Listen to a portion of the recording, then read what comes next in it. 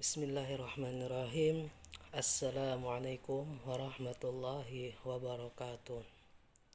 Alhamdulillahirabbil alamin. Assalatu wassalamu ala asrafil anbiya'i wal mursalin wa ala alihi wa sahbihi ajma'in. Amma ba'du. Pertama-tama yang paling utama, marilah kita panjatkan puja dan puji syukur kita kehadirat Allah Subhanahu wa taala, di mana atas rahmat dan karunia yang juga sehingga hari ini kita tetap diberikan kesehatan,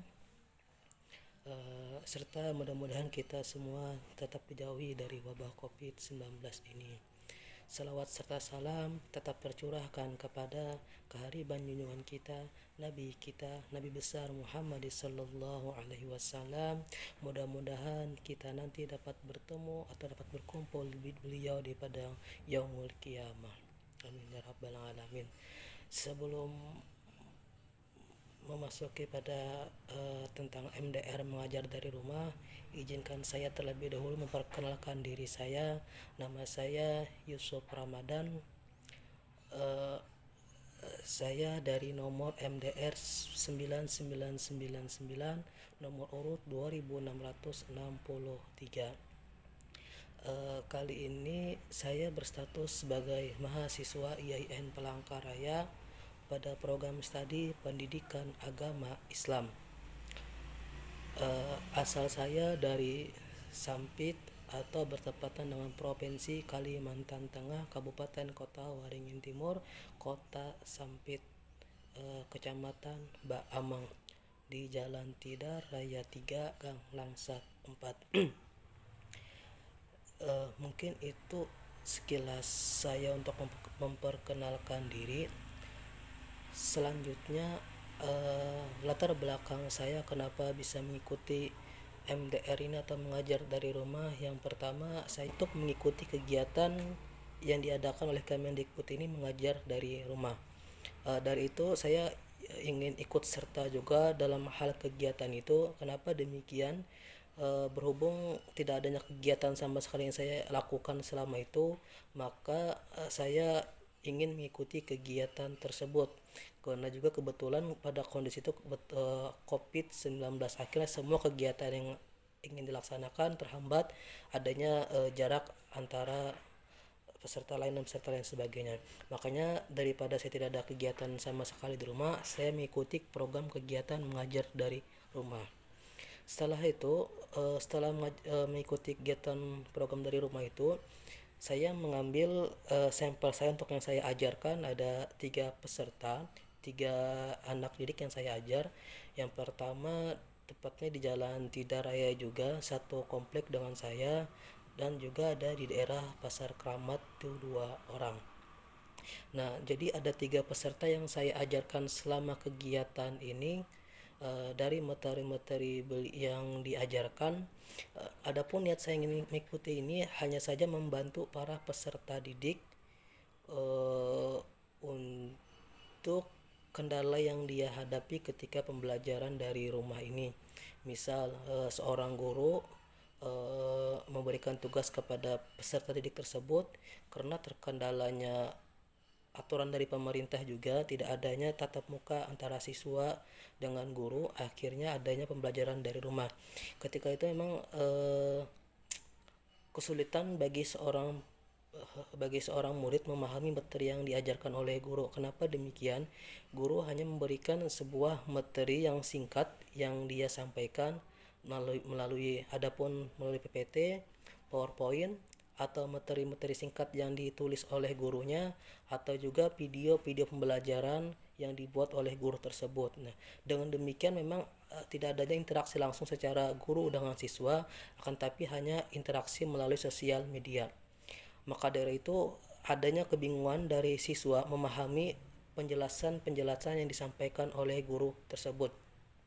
Pada akhirnya saya yang tadi mengikuti program kegiatan pembelajaran dari rumah itu memberikan solusi atau memberikan pengertian-pengertian terhadap yang belum dipahami oleh siswa tersebut. Dengan adanya tersebut, dengan adanya kegiatan program pembelajaran dari rumah yang dilakukan oleh Kemendikbud, akhirnya membantu para guru, para orang tua beserta peserta didik tersebut untuk memahami materi yang disampaikan. Adapun materi yang saya sampaikan itu hanya saja sesuai apa yang diajarkan di sekolah tersebut.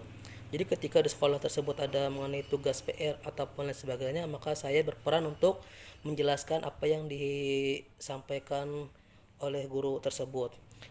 Misal pada yang saya ajarkan ini ada kelas 1 SMP, dua kelas SMP, dua orang kelas 1 SMP dan satu orang itu masih TK. Nah, yang pelajaran SMP ini diantara lainnya materi-materi yang saya ajarkan itu yang pertama tentang nama-nama Asmaul Husna. Nah, di situ saya menjelaskan tentang tentang materi Asmaul Husna sampaikan oleh guru, baik itu dari Ar-Rahman sampai As-Sabur kalau nggak salah, itu dari 1 sampai 99 nama Allah yang mereka wajib dipahami. Lalu saya jelaskan materi-materi tentang Asmaul Husna tersebut. Selanjutnya ada juga materi tentang beriman kepada Allah. Nah, iman ini kan masuk juga dalam tugas-tugas yang diberikan oleh gurunya terhadap siswa tersebut, maka saya jelaskan tentang rukun iman kepada Allah itu. Sebelumnya saya jelaskan juga tentang adanya 6 rukun iman. Yang pertama iman kepada Allah, iman kepada malaikat, sampai iman kepada hari kiamat. Nah, dari situ juga saya jelaskan materi-materi yang disampaikan oleh guru tersebut. Selanjutnya di dalam materi yang lain ialah ada juga tentang hikmah berperilaku jujur, hikmah sedekah, terus taat kepada kedua orang tua, taat kepada guru. Nah, di situ tugas-tugas atau yang dijelaskan oleh guru-guru tersebut kepada peserta didik yang saya ajarkan itu, yang ada 2 kategori SMP. Selain saya mengajarkan tentang dunia, saya juga mengajarkan tentang amal ibadah yang dia lakukan dalam keseharian. Misalnya tentang sholat 5 waktu, tentang gerak-gerakan sholat, tentang berwudu. Nah, di situ juga ada saya memberikan praktik tentang berwudu. Nah, nanti ada sekilas video saya memberikan pengarahan atau praktik salah satu murid saya yang saya ajarkan di yang 2 orang itu untuk mempraktekkan wudunya. Karena kenapa, kebetulan ada diberikan tugas oleh gurunya membuat praktik wudhu, maka dari itu saya juga peran aktif dalam menjelaskan tata cara berwudhu tersebut. Selanjutnya saya juga mengajarkan tentang hukum-hukum tajwid.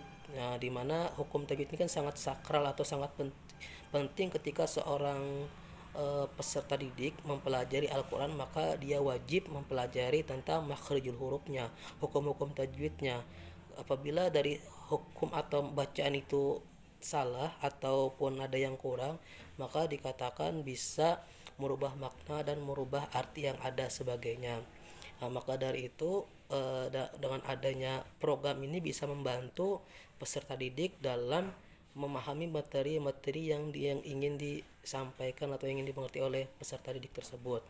Nah, untuk yang peserta 1 orang itu yang TK, saya mengajarkan tentang menghitung, cara membaca, atau menjelaskan tentang kehidupan, menjelaskan tentang artinya yang dasar-dasar saja untuk anak-anak tersebut.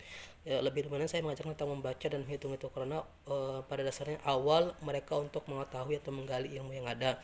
Memang hambatan-hambatan ketika mengajar itu memang luar biasa, karena yang pertama masih menyesuaikan antara saya dengan peserta tersebut. Kenapa demikian?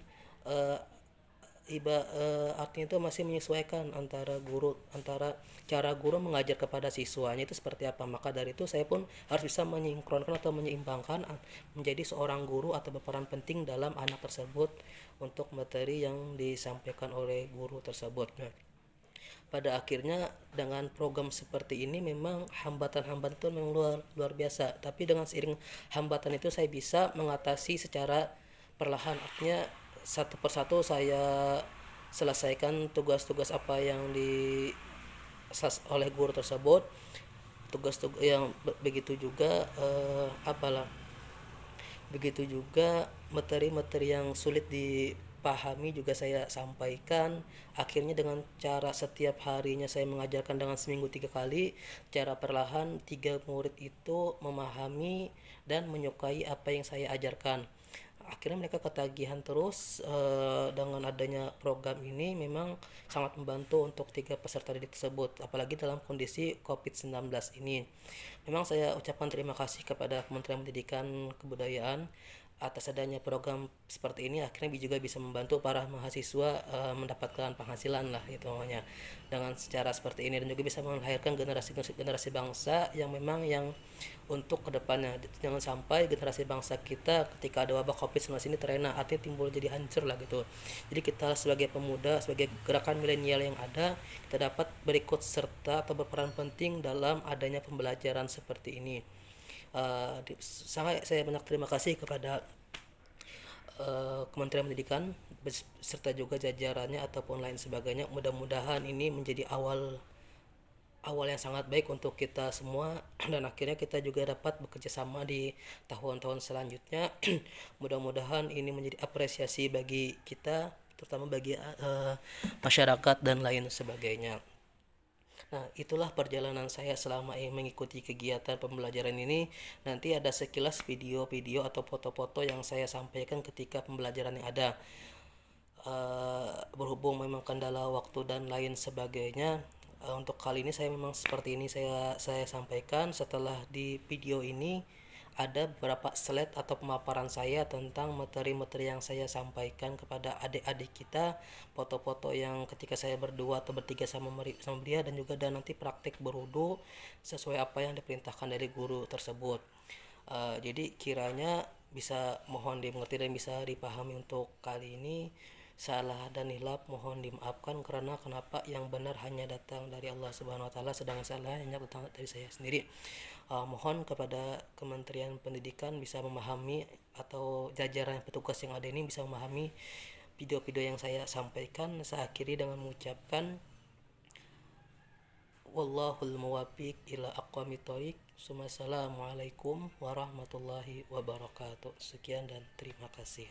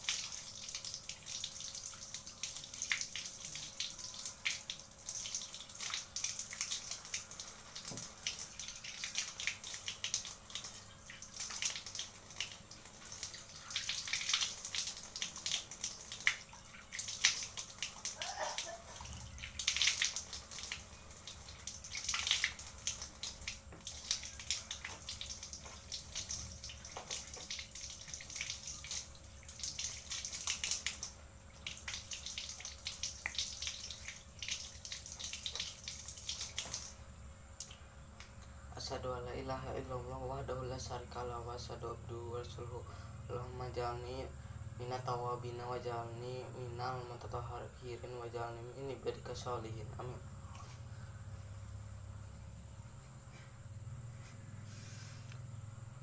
Itu dengan hadasil asgharil fadlillahi ta'ala.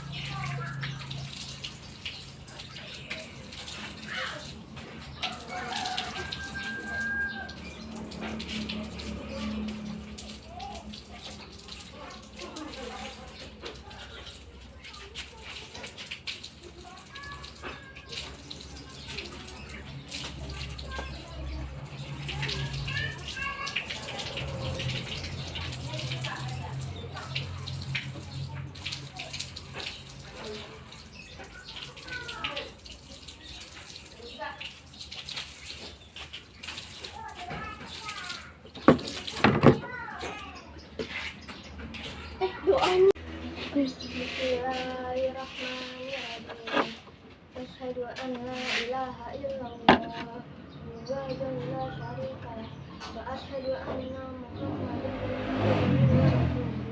Allahumma ja'alni awwalina waj'alni minal mutatahhirin waj'alni min ibadika salihin